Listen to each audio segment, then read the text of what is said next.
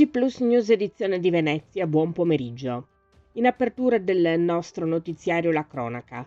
A causa delle intense precipitazioni in corso, il Comune di Venezia informa che alcune zone della città risultano allagate.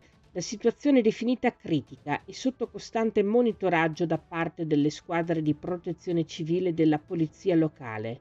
È stato convocato il centro operativo comunale di protezione civile. L'invito a tutti i cittadini e i visitatori è a prestare la massima attenzione negli spostamenti ed effettuarli solo se indispensabili, evitare le aree allagate, verificare i piani sottointerrati ed eventualmente rimuovere materiale presente solo se ancora accessibili.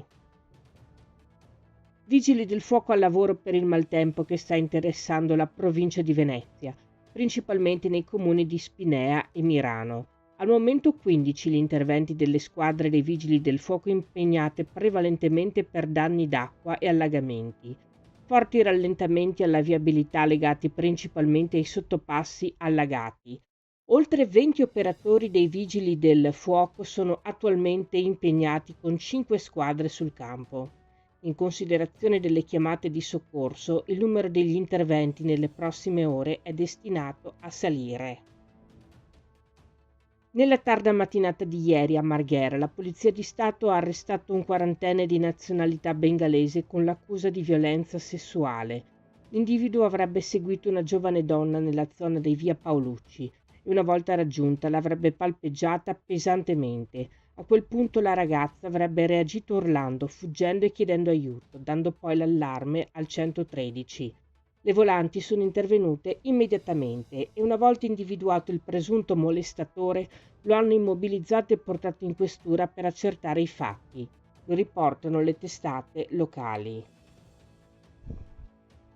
E nel pomeriggio di ieri un bambino di 6 anni è stato investito da un'automobile, una Fiat Panda, mentre attraversava la strada sulle strisce pedonali. È successo in via Noalese a Santa Maria di Sala. L'impatto è stato molto forte, tanto che il piccolo è stato sbalzato a oltre 30 metri di distanza dal punto dell'investimento ed è finito in un fossato. Il conducente dell'automobile è un giovane di 25 anni, il quale, stando alle prime ricostruzioni, avrebbe sorpassato una vettura ferma per far passare i pedoni. Il bambino è stato soccorso dal SUEM 118 ed è ritrasportato all'ospedale di Padova, dove si trova in prognosi riservata. Sul luogo i carabinieri di Mira, che hanno sequestrato la Fiat Panda, e stanno ricostruendo la dinamica del sinistro. Via Noalese è rimasta chiusa al traffico per oltre un'ora. Lo scrive la stampa locale. Questa era la nostra ultima notizia. Grazie per essere stati con noi. Arrivederci.